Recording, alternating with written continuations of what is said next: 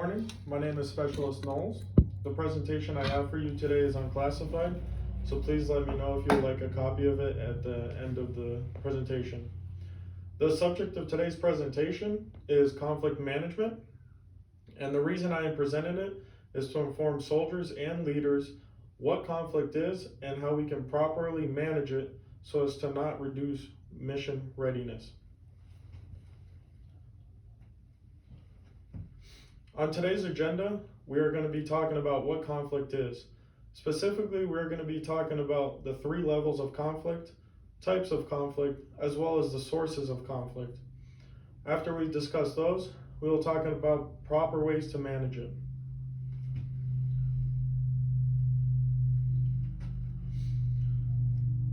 The term conflict originally comes from the verbiage of an individual striking another individual. Now, this is hands-on. However, in today's Army, conflict often occurs verbally.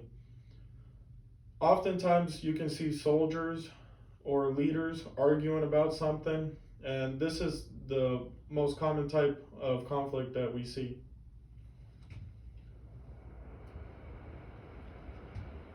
Now, the 2 main causes of conflict are positive and negative. Positive conflict occurs when arguments lead to solutions. Now, when I say this, I am talking about members of a team discussing solutions.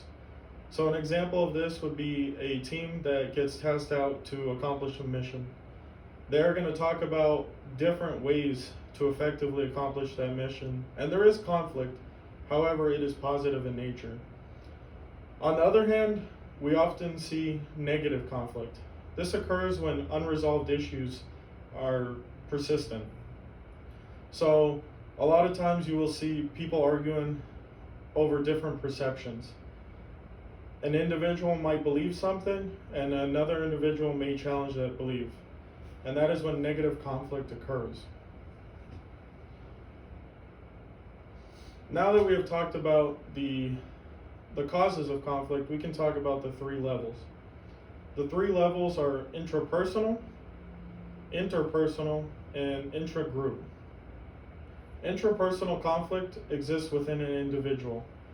This is basically an individual who is deciding right versus wrong in their own mind. Conflict ensues, and they try to manage that conflict by deciding what the right course of action is.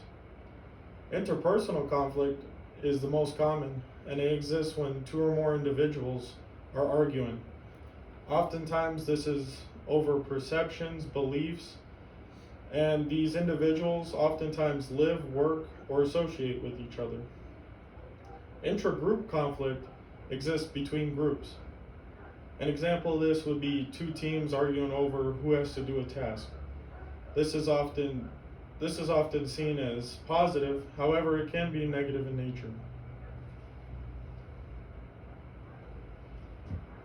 Now that we have talked about the levels of conflict, we can get into the different types of conflict. And there are 2 main ones, work-based and individual-based. Work-based conflict occurs when there is competition, and this is often positive. So you'll see within a unit, when 2 teams get tasked with the same goal, they're going to compete to be the better team. On the other hand, individual-based conflict, which is often seen as negative, occurs when there's personality difference or when pet peeves occur. This is often seen when people are arguing about an action someone takes at work or a pet peeve that someone may have.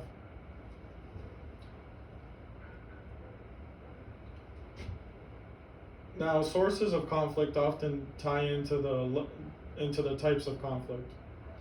So there are a lot of sources of conflict, but the 3 biggest ones are values, beliefs, and perceptions.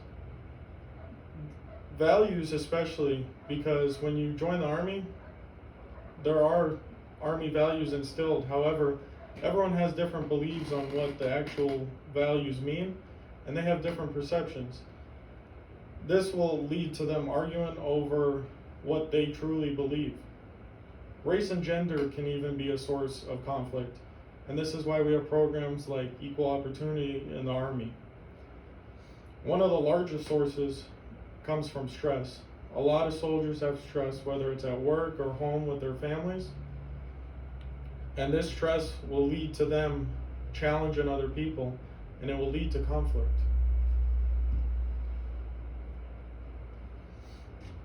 Now that we have an understanding of what conflict is, we can talk about ways to manage it. Denial or avoidance is often seen. This occurs when people just say, oh, the conflict that's occurring is not an issue, and they move on. This is the same with suppression. Suppression occurs when people say that the mission is more important than the conflict that they are having. Rank can also be another way to manage conflict. However, this often results in an individual not being happy with the outcome. Better ways to deal with conflict are third-party intervention, compromise, and collaboration. If you allow a third party to look at both sides of the spectrum, then a compromise or a negotiation can occur, which will make both parties happy in the end. And collaboration, it is very important in conflict management. If you can get two soldiers to work together effectively, then they will both be happy with the results.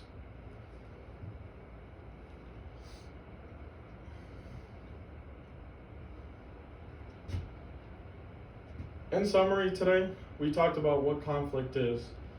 There are a lot of causes of conflict. The three levels, intrapersonal, interpersonal, and intragroup, are very important to understand, because no matter what, a soldier who has conflict within himself or herself is going to have conflict with another individual.